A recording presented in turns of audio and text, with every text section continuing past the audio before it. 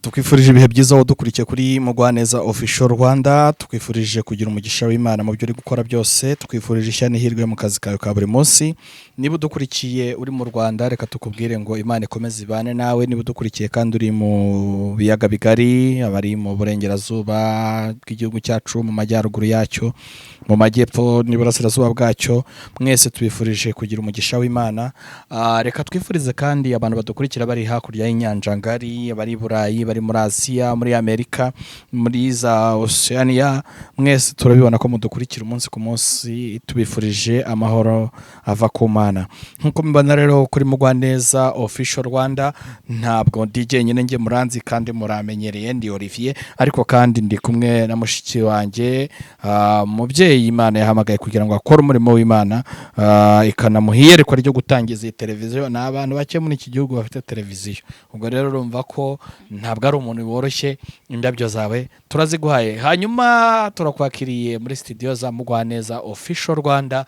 Dusuhuze abantu bari bagukumbuye, ntiwari uherutse, n'umuntu ukubonye ari ubwa mbere amenye ngo ninde tugiye kubana. Yego, ndabasohoje. Egereza akamikoro babe bakumva. Ndabasohoje mu izina rya Yesu, ndabaramukije mbabwire ngo yambi amahoro amahoro. Nitwa Mugwaneza Sandrine, Rwanda. Mugwaneza Official Rwanda. Yego.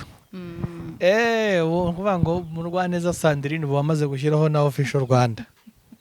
Ubu kandi wasanga no muri quartier aho tuye ariko bakwita. Tuzaza kubasura, tuzane tubibabwire bajye bari ko bakwita, bamenye kuri Mugwaneza Official Rwanda. Hanyuma urakomeye, umeze neza, ndabibone inyuma ho biragaragara, ariko si imbere ho hameze hate mu buzima busanzwe bwo tutari kureba twebwe? Ndaho meze neza. Ariko gabanya ibintu byo kwitonda tuganire, nta bintu byo kukabya cyane. Sibyo? Ndashima Imana, icyangombwa n'ubuzima. Ubuzima ibindi byose Kristo turabizi kabirimo. Bavuga ko ngo uyu umuntu aramutse abaramye cyane, ngo kandi igishoro cy'ubuzima ngo iyo ugifite ngo ibintu byose biba bigishoboka kugihumeka. Yego, wanyemereye se tukinjira n'isengesho ukaturagiza Imana kugira ngo iki kiganiro tugishyire mu maboko y'Imana, twe kwiyobora ubwacu, ahubwo Imana ize kubiri kumwe natwe. Turagushimye Kristo, turagushimye Uwera, turagushimye wowe wazutse, turagushimye kubw'imbabazi zawe, turaguhimbaje cyane kubera yuko imbabazi zawe nizo zatuzanye hafi, zirakutwegereza, nawe urangije utwegereza so wo mu ijuru. Turagushimye rero kuko watwunze n'Imana, kubw'urukundo watugiriye, uremera ubumbura igitabo byari bikomeye. Ni kubw'imbabazi zawe n'urukundo rwawe n'ineza watugiriye, nta kindi waduciye kugira ngo uzaduhe ubugingo. Ntabwo waduciye ko dukiranuka, turi abanyabyaha twese mu isi, nta n'umwe utari umunyabyaha, ahubwo amaraso yawe Kristo yayandi wamennye ku musaraba Golgotha niyo atweza kandi akatuboneza, niyo adutunganya. Nyemerera rero aka kanya utugirire neza, uturwanirire, urengere buri muntu wese uzatega amatwi iki kiganiro, uzamurwanirire uko agusaba, uko akwifuza, uzamwiyereke nk'Imana, uzamubera umunengezi muri byose, uzamubera umutabazi mu izina rya Yesu Kristo. Ijambo ryawe Mwami Imana yacu, ibiganiro turi bugirire hano byose ubishorereshe urukundo rwawe n'ineza yawe. Urakoze, tegeka kandi uganze muri byose mu izina rya Yesu Kristo w'i Nazareti, amen. Urakoze cyane kudushyira imbere y'Imana, kandi iyo umaze gusenga tuba twumva ko ikirere gifungutse, tugiye kuganira twisanzuye. Hanyuma uyu munsi hari insanganyamatsiko nyinshi nifuza ko turi buganireho, ariko cyane cyane tugiye kugaruka ku ruhare rw'izi televiziyo mwashinze, izi YouTube channel, mu kubaka isi nziza, isi y'amahoro. Dukomeje kubona ku isi hirya no hino ibihugu bisubiranamo, mu miryango abantu baricana, umugore akica umugabo, umugabo akica umugore, abana barica ababyeyi, ibintu byose bisa nk'ibyahanuwe muri Bibiliya birimo birasohora, ariko kandi tukabona noneho n'abakozi b'Imana, abapasitoro, ababishopu, aho kuza ngo bafate iya mbere bakumire bavuge bati musigeho muramenye ibingibi ntabwo ari byo mission Imana yaduhaye, ahubwo nabo bari gutukana, bari kurwana, bari kurogana, bari gukora ibintu bibi, kandi biri hirya no hino ku isi. Ntabwo mbivugiye ko biri hano mu Rwanda, kuko twe dukurikiye amakuru yo hirya no hino ku isi, ibyo bintu birahari. Ubona nkamwe mwashinze izi YouTube channel, by'umwihariko nkawe ujya ufata igihe cyo kuyisengera? Urabitwibukije, tuzajya tubikora ariko turanabikora. Bibukije hari ibyo utakoraga. Hanyuma iyo uri gusenga ni mu kirere cy'umwuka, aha twe tuba tutari kureba, kuko niba usengera umurimo w'Imana ugasengera ivugabutumwa, uko biri kose Imana ikwereka ko isi ihagaze, ubona bimeze bite? Hamwe no gusenga Imana no kuyizera, ibi ngibi bigomba kubaho. Nta kintu twakora ngo bireke kubaho usibye gusenga, kubera ko abantu umunsi n'umunsi barahinduka, haba abakijijwe haba abadakijijwe. Nta hantu na hatoya Satani atarasa imyambi tukiri mu isi. Buri muntu wese uri mu isi ugifite ubushobozi bwo kuba ari mu isi, Satani aramugerageza, kandi nibyo koko. Wibuke niba hari ikintu waba wibuka, yasanze Yesu, yego, aramubwira ngo niba uri umwana w'Imana hindura aya mabuye umutsima, nurangiza ugere gute urye. Niba rero yarahangaye umwana w'Imana agahangara Kristo waremye byose, ushobora byose, yari afite ububasha bwo kubwira Satani ngo ceceka, ariko yaramubwiye ngo umuntu natungwa n'umutsima gusa, ahubwo atungwa n'amagambo ava mu kanwa k'Imana. Ego, atungwa n'ijambo riva mu kanwa k'Uwiteka Imana Nyiringabo. Rero bivuze iki? Bivuze ngo ibi bintu uko mubibona tuzagenda tubibamo gutya, usibye gusenga, Imana ikajya igenda itwambika imbaraga itugirira neza. Ariko ntabwo Satani azareka kubarasa, kuko Satani ariho, kandi Imana yabwiye isi iravuga ngo wasiwe ugwishije ishyano kubera ko umanukiwe n'iki? N'umubi Satani. Rero niba Imana yoroheje Satani mu isi, yari ibizi ko ibi byose bizagenda bibaho. Ahubwo wowe byabayeho, fata umwanya wo kwihangana, ureke kwiheba, kuko kwiheba kuganisha umuntu mu kwiyahura ndetse no kurimbuka, kumubuza amahoro no kukubuza umunezero mu gihe uri mu isi, akaguteza ibyago byinshi n'amakuba. Kwiheba ndetse no kwiganyira no kwigunga n'ibindi bisa bityo, bizanwa n'ibyo byose. Urambwiye ngo harimo abapasiteri abatukana.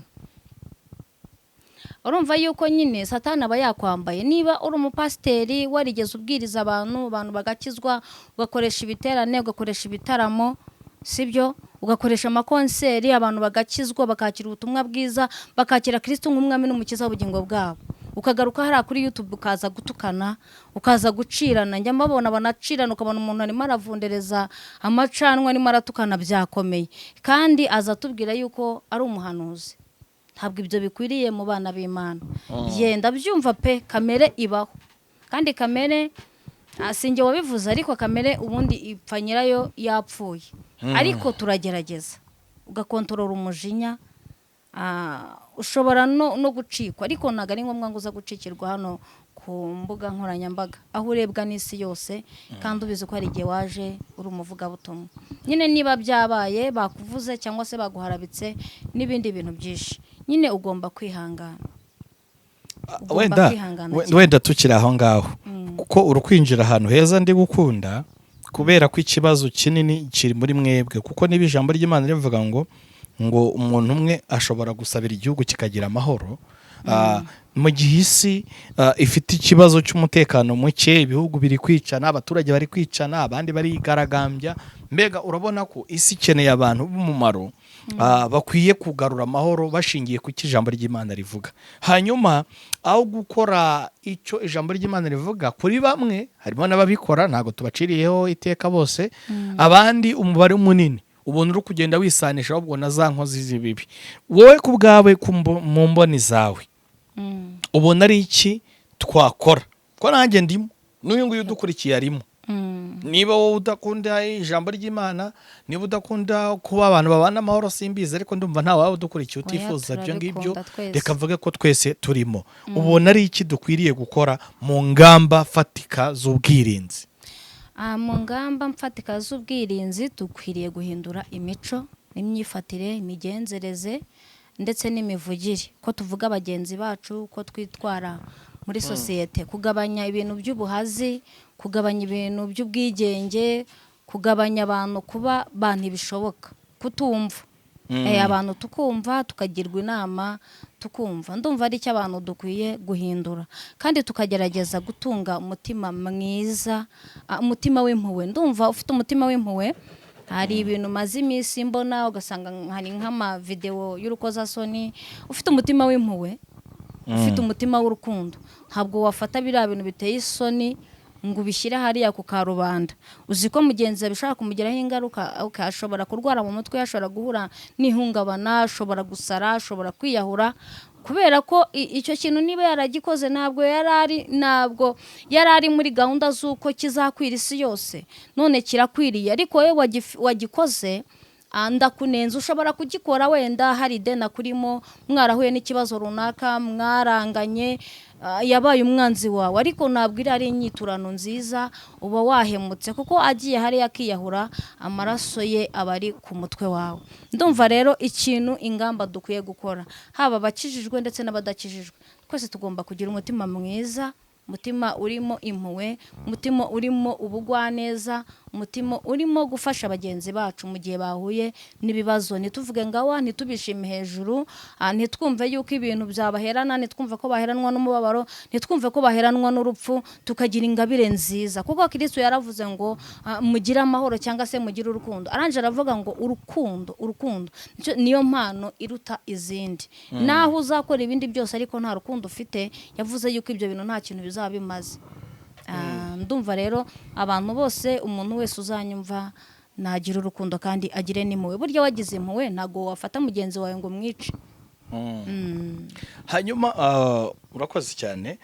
Uribaza ngo aya makosa akorerwa ku mbuga nkoranyambaga, ibi byaha bikomeje kwibasira cyane cyane bamwe mu bakozi b'Imana, biri no kugira ingaruka mu muryango, aho usanga niba umugabo yari umuvugabutumwa, uyu munsi akaba ari kujya gutukana n'abandi bavugabutumwa ku mbuga nkoranyambaga, yari umupasitoro se cyangwa izindi nshingano runaka yari afite, buriya iwe mu rugo, mu bana bya se, mu bakazana, mu bakwe, hari isura mbi biri guha abantu batari bamenya Yesu nk'umwami n'umukiza. Ubona twakwirinda gute izi ngaruka kugira ngo abantu bari bafite gahunda yo gukizwa bari kubivanwamo n'ingero mbi bari kubona, bitazaba urwitwazo rwo kugira ngo tugire umubare w'abarimbuka benshi kubera ko babuze abo bigiraho? Icyangombwa aba bantu bakijijwe, abapasiteri, abashumba, cyane njya mbabona aho bakuze, bibuke yuko bafite abana, bibuke ko babyaye, bibuke ko ejo bazagira bakazana, bazagira abakwe, bazagira n'abuzukuru n'abuzukuruza, kandi ibi bintu ntabwo bisaza. Ejo abo bana bazabireba kandi bizabatera ipfunwe mu bandi.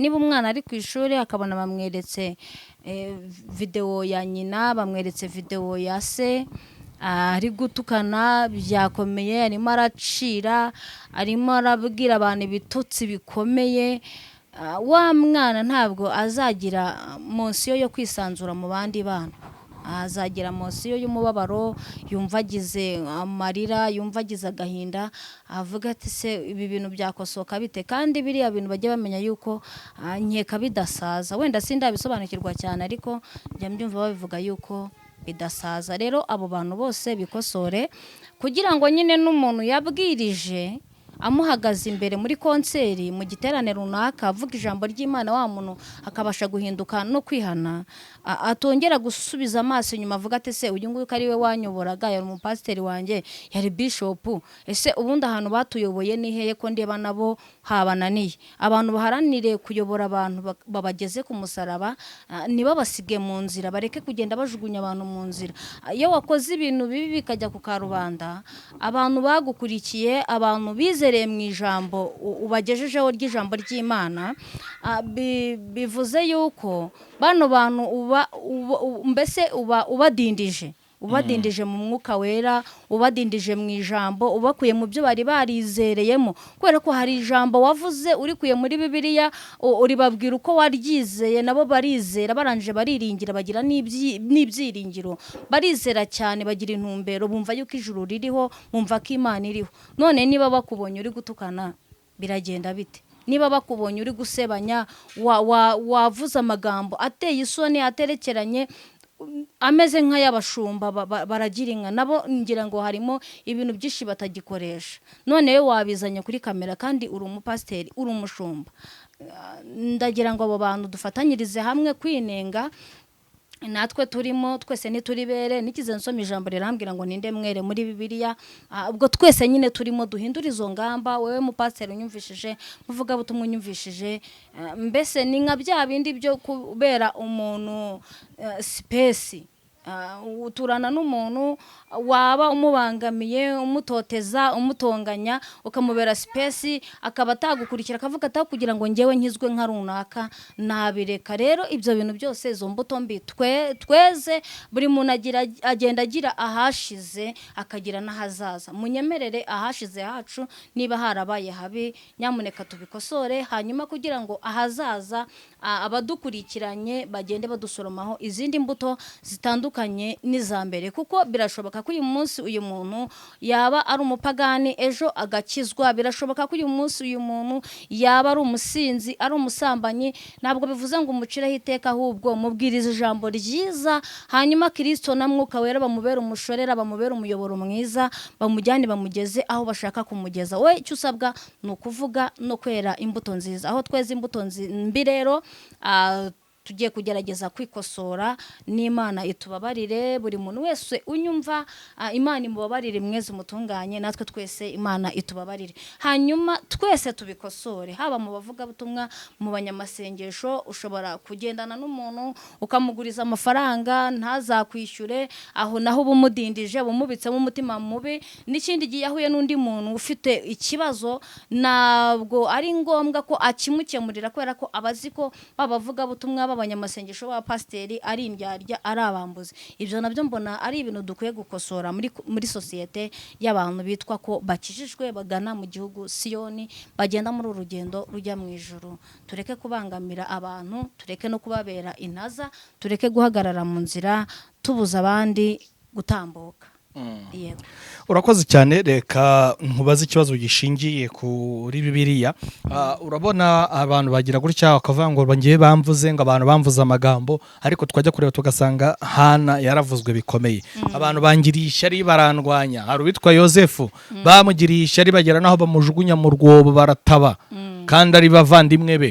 Hari bavuga ngo ngewe sinzamuka, abandi batera imbere, nge sintera imbere. Ko hari umugabo witwa Yobu, ibintu byamushizeho, ibintu byose asigara nta kintu na kimwe afite. Ni iki twakura muri izi ngero zo muri Bibiliya kugira ngo dukureho inzitwaza abantu bitwaza, bakora amahano, bakora ibibi, bagaragaza ko hari abandi bantu babahemukiye, mu gihe Bibiliya twireferaho cyangwa se iduha icyitegererezo, iduha ingero z'abandi babinyuzemo kandi bakabitambukamo neza. Icyangombwa kumva ko umuntu bamuvuze, na nyine bakuvuze pe, bashobora kukuvuga ibiri byo, bashobora kukuvuga n'ibitari byo. Niba bakuvuze ibiri byo, yego, wikwisobanura cyane, kuko ni wisobanura urisobanya. Ahubwo ibyo bagiye banenga wowe byumve, numara kubyumva ubikosore.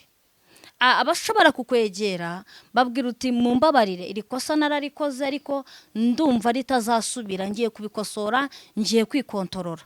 Hanyuma ikindi nongere nibutsa abantu, turi mu isi, ijambo ryarambwiye ngo dufashe igihe kinini mu ntambara. Ntabwo uzaba batakuvuga, ubwo nyine nushaka kuba batakuvuga, ndumva wenda wazasaba nk'Imana kuba marayika ukiturira nko mu kirere. Sinzi wenda ko mu ijuru byakunda, kuko abari mu ijuru nyine bariyo. Hanyuma wenda ikindi nanone navuga, turi mu isi ugomba kwakira ibibaho byose, kubera ko nta kintu na kimwe kibaho gitunguye Imana. Ariko uko kukuvuga bijya kuza, iyo dosiye ni dosiye ibisanzwe ihari, ntabwo ari dosiye ibitunguranye ku Mana. Ahubwo menya ngo bamvuze iki, ese koko icyo bamvuze nicyo ndagikosora, ese ndakihana, birashoboka ko iki kintu nakirimbura muri njye, birakunda nakwinjira mu mwanya wo gusenga nkasaba Imana niba ari icyaha runaka Imana ikaneshereza ikampa kukinesha. Ese nasaba impano zo kubasha kunesha icyaha, nkabasha guhagarara hahandi icyaha ndi buhurire nacyo, nkavuga ngo wacyahawe ukagikumira. Byaba bidashoboka, abantu bose ntabwo bagira imbaraga zo kunesha kimwe, ugasaba Imana ikakuneshereza, ugasaba Kristo, ugasaba Mwuka Wera bakakujya imbere. Niba kujya imbere ukabinginga ukabahendahenda, bazabasha kukuneshereza. Abo ni abadayimoni, bazatsindwa kandi bazaneshwa. Yego, urakoze cyane. Wenda abantu badukurikiye namwe mushobora kuduha ibitekerezo bijyanye n'ikiganiro turi kuganira, kandi ndumva ko ari cyiza cyane. Kirakoma mu rusyo, kirakoma ingasire. Pawulo yandikira Abaroma, ngira ngo ni mu bice 12 niho yavuze ngo niba bishoboka ku bwanyu uruhande mubane n'abantu bose amahoro. Bitunaniza iki? Kubana n'abantu bose amahoro, ndifuza ko buri muntu wese yabigerageza. Yego, birashoboka, twabishobora hamwe na Kristo adufashije na Mwuka Wera akaduha imbaraga zo kubyinjiramo. Oya, ndashaka kujye ku ruhare rwacu, kuko hari ibyo Imana ikora tudashoboye, ariko hari n'ibyo dushoboye twakora mbere y'uko Imana ibizamo. Niba bishoboka ku bwacu ruhande, tubane n'abantu bose amahoro gute? Birashoboka kubana n'umuturanyi amahoro, birakunda. Aho bona wamubangamiye, wamusanga ukamubwira uti inshuti yanjye mbabarira nakubangamiye. Ibi bintu byambonetseho ntabwo bizongera, ngiye kubikosora. Hanyuma nyine ukabikosora, kandi ukabikosoza ineza n'umutima mwiza, no kumusanga nyine umwereka ko wahindutse. Niba ari aho wamubwiye nabi, niba ari aho wamubangamiye, ushobora wenda guturana n'umuntu pe, ugaturana n'umuntu afite nk'imyaka hafi y'urugo, ukajya urekura inkoko ku bwende. Wenda reka ntanga urugero rwo mu cyaro, kuko njyewe ndi uwo mu cyaro. Ukarekura inkoko, akakubwira ati nyamuneka zirika inkoko ziranyonera, sibyo? Ukamubwira uti reka uragira ngo nzishyire hehe, sinzazizirika. Mbese ukaba nka kasha, wowe ukumva ko nta kintu bitwaye, kandi nawe numva ko umubangamiye. Rero biragusaba nyine kwirinda kumubangamira, kandi nawe ntakugore cyane, ntakunanize. Nyine nawe ukazirika inkoko, kubera ko uroroye kandi nawe yahinze. Wimubangamira ku myaka ye, nawe ntakubangamire ku nkoko zawe. Ndumva ari urwo rugero natanga. Kubana n'umuntu amahoro nyine, ntumuvune, ntumubangamire, nawe ntakwikoreze umutwaro udashoboye. Ushobora guturana n'umuntu, umuntu akakubwira ati ariko aya mazi aturuka iwawe nyamuneka buri munsi arambangamira, aransenyera. Niba bikubwiye rimwe akabikubwira kabiri, ese kuki wishimira ko wa muntu ahora gutoteza? Shaka uburyo wakemuramo icyo kibazo, kandi birakunda. Iyo umanje wowe kwiyumvisha muri we ko bishoboka ko kiri bukemuke, kirakemuka. Ariko iyo umanje nanone kubiremereza, ukazamura umutwe munini ukawufunga, uhita ubona ko nta hantu uza aho gushyira amazi hahari. Kandi mu by'ukuri harahari. Wacukura n'ikinogo, wagira ubuhe, washaka ikigega, washaka ihema, ugafata amazi ku buryo niyo yajya amugeraho atari menshi, atamugoye, ku buryo yongera kugaruka kugira gute, kugutoteza. Ndumva mubanye amahoro. Iyo bitarakunda rero, ntabwo umubwiza 8 ntabwo umubwira akari murori, uramubwira inshuti yanjye muvande mwihangane ndaza kubikosora. Yego, mubanye amahoro, kandi nawe akakumva, agatuza mu gihe bitarakosoka. Ntabwo nawe tukubwiye ngo niba uwo muntu atarabikosora ngo ujye kumuhangama nawe mubuze amahoro buri munsi, wamutwaye mu bayobozi, mwashyize hejuru abaturanyi baba bose. Oya, tugomba gukemura ibintu. Rega n'abaturanyi atari ngombwa ko bagombye kumanza kutwota. Turi babiri duturanye, tugomba gukemura ikibazo kitiriwe kizamo abayobozi. Yego. Hanyuma wenda dushobora kwibaza ngo ayo mahoro tuvuga, uko kubana mu mahoro, kugaruka ku baturanyi, ariko reka twinjire noneho mu muryango. Bavuga ko urugo ari ijoro rito, cyangwa se iyo bavuze urugo n'ubundi ubwo ni umuryango, kuko buryo umuryango ushobora kubamo umugore, ukabamo umugabo, hari igihe haba harimo n'abana iyo babafite. Uko biri kose muri ibyo bice, iyo hatari umugabo haba hari umugore, hashobora kuba hari abana. Witwa umuryango kuko hari umuntu urenze umwe uba muri urwo rugo. Uyu munsi turimo kubona amakimbirane ashingiye ku mibanire itari myiza mu miryango akomeza gufata indi ntera. Byageze naho na leta bwayo itangira kubyinjiramo ikavuga ati ibi bintu birakomeye, bashyiraho imigoroba y'ababyeyi, imigoroba y'abapapa, bashyizeho mu rubyiruko izo bitazatunyweresi, bari kubona ko abana bibasiwe n'inzoga cyane, urubyiruko ruri gusinda, ubusambanyi ruri kuri ndi urwego, bigeze naho abantu basigaye basambana bakabanza bagashyiraho kamera kugira ngo basambane bari gufata amashusho. Mu by'ukuri uburangare bwacu nk'abasenga ubona ari ubuhe kugira ngo dukumire iki cyorezo cyoretse imbaga cyane cyane gihereye ku muryango? uburangare bwacu nk'abasenga manura mikoro, nicyo nkukundira iyo wumvishe nyine ugiye kuvuga ukuri manura mikoro. keretse kwinginga Imana ikabidufashamo ikaduha imbaraga zo kunesha twese muri rusange. Natangiriye ku ijambo mbabwira ngo nta muntu Satani atarasa, uko waba uri kose Satani yakurasa, yewe nusenga nta mutinya, nta nubwo nawe amukangwaho. Ariko tukiri aho ngaho waba unyuranyije na wa wundi waririmbye ya ndirimbo niba ari ijana na kangahe ati nge ndi umukristo kandi ndabihamya kandi nzahora ndiwe, ngo mu bihe byose ngeze ku gupfa. Uriya muririmbyi ntabwo mwemera? None ko bavuze ngo tunganira Imana ubudasiba, He. bari bazi nyine yuko gutunganira Imana ubundi ni ukwihana, ariko ukihana buri munsi nyine ubudasiba, ugahora wikontorora ukavuga utari kose mu migenzereze yanjye ko naje mu modoka nabyo nabonye byandangaje byaba byantandukanyije n'ubwiru bw'Imana, nta byankuye mu bikari by'Uwiteka. Niyo mpamvu bavuze ngo tunganira Imana ubudasiba, nuko bari bazi ko ibyo bintu byose mu isi tuzagenda tugongana nabyo tubisitaraho, ahubwo wowe wabisitayeho, yego urasabwa kubyihana ukabirimbura kandi ukabica. Wowe ufite amahirwe yo kuba utarabisitaraho, ukaguma n'ubundi ukiyegereza iki Imana mu mutima, ukaguma ukizera ijambo ry'Imana.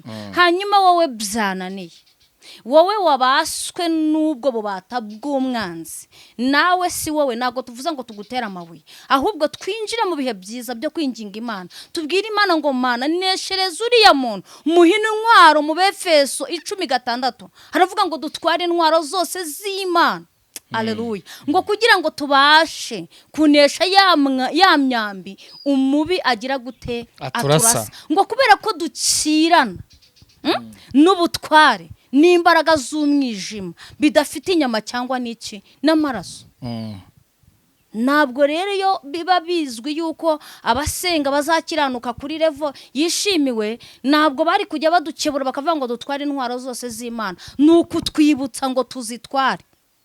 Tuzazitwara dute? Tuzazitwara twihana ibyaha. Kwe ngiye nuko nguko mbizi. Password uti tuzatwara intwaro zose z'Imana tureka ibyaha. N'uyu muririmbyi yaravuze ngo tunganira Imana ubudasiba, mu yandi magambo yaravuze ngo reka ibyaha buri munsi, rwana nabyo. Wenda nibinabaho bibe hari kubagarageje kubirwanya no kubyirinda, atari bya bindi byo kubisasira cyangwa kubiha intebe cyangwa se kubyivurugutamo ngo batwe nabyo. Nk'uko usanga umuntu inzoga zaramukoroneje, ugasanga hari umuntu ushobora kuyinywa rimwe mu cyumweru, ntago ari kimwe n'uyu muntu uyinywa buri munsi, yaraye mu kabari, yakiriwemo, yakabyukiyemo, ntabwo bameze kimwe. Bivuze ngo uyu muntu uzinywa rimwe mu cyumweru afite amahirwe ko Kristo aje akamumurikira, kuzireka biroroshye. Ashobora no kugira gutyo umunsi umunsi atazinywe yibereye mu rugo ameze neza, abanye neza n'umuryango, ugasanga nibwo Imana imuhamagaye cyane, Kristo akaza usanga ijoro raribonye. Reka rero ngendere kuri rya jambo Paulo yavuze ngo ngerageza gukora ibyiza, ibibi bikantanga imbere. Reka ibibi tubirwanye, tugerageze gukora ibyiza, nitunabigwamo tube tubisanze imbere biri kutwitambika atari ko tubyifuza, tutabihaye intebe, tutabihaye intera, tutabihaye ibitekerezo. Mbese hari ukuntu umuntu agendera muri mwifiyeri y'ikintu, ugasanga umuntu nyine ikintu cyamugize imbata, cyamugize chronique, kandi ugasanga nawe yagihaye intebe, yagihaye icumbi muri we. Tugerageze twimura ibi bintu, hanyuma n'Imana izareba intambwe turimo dutera. Yes, yigira imbere idusanganire, kuko Imana yaravuze ngo mutere intambwe 90 izindi twe dutera imwe, yo itere izindi zose zisigaye z'Imana zose uko zingana, urumva ko ari intambwe nyinshi n'iz'Imana. Rero icyo dusabwa ni ukwemerera Imana mu mutima, tugaca bugufi, tukayibwira ngo Mana turi abanyantege nkeya, ntacyo twashobora, ntaho twagera, tutagufite. Imana rero idufata ukuboko itugendeshe, kandi Kristo adufata ukuboko atugendeshe, atugeza heza ku Mana, aho yifuza ko tujya. Kristo atwemerere ahatujyane, atubere umuyobozi kandi atubere umushorera muri uru rugendo. Icyo twifuza, icyo nifuriza abantu b'isi bose, ari abamenya Imana ari n'abatarayimenya, nuko twese twifuza kuzagera i Kanani, cyangwa se kuzagera i Siyoni, kuzagera mu ijuru. Turabyifuza, nta muntu utabyifuza. Nuri uri muri kabari arabyifuza, nuriya wabuze uko abigenza arabyifuza. Rero twere guheranwa n'umubabaro ngo twumve ko tuzarimbuka. Oya, ndabahamiriza neza ni ukuri yuko wowe nugira ibyiringiro by'inzira z'igisiyoni muri wowe, ndaguhamiriza ndakwizeza ko utazarimbuka. Kandi duharanire kugira ikimenyetso, haleluya, nanone kibyerekana yuko tutazarimbuka. Imana ishimwe. Guharanira kugira ikimenyetso ni uguharanira kwihana, kugenda twiyeza. Ni ukugenda twiyeza, tugerageza uburyo twatsinda, tugerageza uburyo twaganza, tugerageza. Kuko Kristo we wenyine niwe wasibuye inzira z'i Yerusalemu. Uko yasibuye inzira rero z'i Yerusalemu zari zarasibamye, natwe asibura inzira Satani yari yarafunze mu mitima yacu. Hari harabereyemo ibyaha byinshi. Muri iki gihe tugeze mu gihe cy'ubuhenebere, tugeze mu gihe cya nyuma, tugeze mu gihe kigoye, twemerera Imana ifungura inzira mu mitima yacu, isibura inzira mu bugingo, yongere isiburemo amasoko, yongere avuke bundi bushyashya. Amasoko arimo Mwuka Wera, amasoko arimo ijambo ry'Imana, amasoko arimo kwizera, amasoko arimo kurindira no gutumbira umusaraba wa Kristo. Haleluya. Urakoze cyane. Mudukurikiye kuri Mugwaneza Official Rwanda, reka tubabwire ngo tubwira benshi, ariko ni wowe tubwira. Wivuga ngo hari undi muntu bari kubwira, wowe dukurikiye ni wowe twabwiraga. Reka dufatanye, nkuko mushiki wacu soje avuga ngo nitwirinde ibyaha biradukururira mu kujya mu nzira Kristo dushakamo, kandi dushobozwa byose na Kristo uduha imbaraga. Rero reka mvuge ngo ikiganiro cyacu reka tuse n'abahinira aha ngaha, kubera ko ibiganiro byacu nakagaruka ubutana, no tuzagaruka twinjire ndani, noneho turebe mu mibereho y'abantu uburyo umuntu akwiye kwirinda za mpamvu za buri munsi, haba mu kazi akora, haba mu byo agenderamo. Nsoze mbwira Mugwaneza kugira ngo usenge Imana, ngo usengere umuntu wese udukurikiye kugira ngo iki kiganiro nacyumva kimukore ku mutima, kandi kirimo ubuzima, kirimo kubaka imibereho y'umuryango, kirimo kubaka igihugu, kirimo kubaka ubugingo. Nuko abantu benshi tubyumva tukabyima amatwi, ariko iki kiganiro ushobora kucyumva ugafata icyemezo, kandi bikazaguha umuragwa w'ubwami. Rero nshishikariza abantu mutariyandikisha, nimukande kuri subscribe, mwiyandikishe, tuwe umuryango munini, tuwe umuryango mugari, abatajya basharinga ibiganiro. Nukuri reka ubunebwe dutanga ubutumwa. Ushobora kubikora wikinira, ariko ejo bikazakuviramo umusaruro. Imana ikabireba ikakwishimira, ikavuga ati hari abantu barokotse ku bwawe, hari abantu baretse ibintu bibi bari barimo ku bwawe. Ibyo rero nimbikubwira, ntugire ngo nukugira ngo tubone amafaranga. Hari abanga kubikora kubera ishyari, bavuga ngo nitubikora ngo turaba tubahesheje amafaranga. Hari n'abafungura ikiganiro bakanga kukireba kugira ngo bataduhesha amafaranga. Amafaranga rero katuyihorere, ariko iki turaje inshinga cyane nuko itorero ry'Imana, nuko igihugu, nuko abantu b'Imana, Imana yaremye babaho mu mahoro. Niyo byaduhagurukije dushinga izicano. Ntabwo ari uko twari tubuze ibindi twashoramo, twayarangura ibishyimbo tugacuruza, twayarangura amasaka, kuko ibi byose bikorwa n'amafaranga. Ariko uru ruhare tugira mu kugira ngo isi ibone amahoro, isi ibone agakiza, Imana izabiduhembera, tuzasarura tutagwisare. Rero nyemerera usenge Imana, usabira umugisha abo bantu bose badukurikiye. Turagushimye Kristo kubw'ineza yawe, dusabiye umugisha abantu bose baduteza amatwi, izina rya Yesu Kristo w'i Nazareti. Nyemerera buri muntu wese wari ufite inzira zimugoye muri we uzikingure mu izina rya Yesu. Wari ufite umwijima umwugarije, nyemerera ukureho umwijima, umuzanire umucyo ku buzima bwe ndetse n'ubugingo. Nyemerera umuntu wari utuye ahantu yumva yariyanze muri we, yumva ko abantu bamwanga, wongere ugarure kubaho muri we, wongere ugarure ibyiringiro, wongere ugarure kwishima, wongere ugarure umujyawe. Ryarambwiye ngo shimwa Yesu umucunguzi, shimwa nawe Mana yamutanze, shimwa nawe Mwuka Wera wamutumenyesheje. haleluya.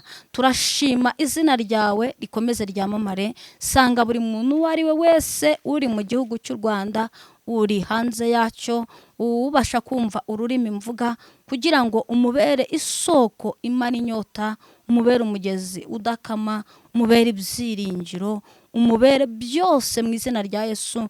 Nyemerera buri muntu wese wari warananiwe kugira n'ibyo areka bimutwara mu bubata bw'umwanzi, nyemera ubimurekeshe, nyemera umuhe imbaraga zo kurekura ikibi ndetse no kukinesha, uduha imbaraga zo gutsinda ibyaha, uduha imbaraga Kristo, kubera ko twarabimenye neza yuko ari wowe uduha imbaraga zo kunesha. Duha imbaraga zo kunesha ibyatunesheje, uduha imbaraga zo gutsinda ibyadutwaje igitugu, uduha imbaraga mwami Imana yacu zo kuva mu bidafite umumaro, zo kuva mu bidatunganye, uduha imbaraga z'umurimo wawe, uduha imbaraga z'ijambo mu bihe bikomeye kandi bigoye, uduhe gusobanukirwa iby'ubwiru bwawe, uduhe gusobanukirwa iby'ijambo. Urakoze urakarama. Nyemerera buri muntu wese uzatega amatwi, umubere inyota, umubere ubugingo, umubere inkomezi, umubere ijambo ritunga ubuzima bwe, umubere umutsima mu izina rya Yesu Kristo. Akuryeho, akunyweho, ashira inyota. Nyemera amaraso yawe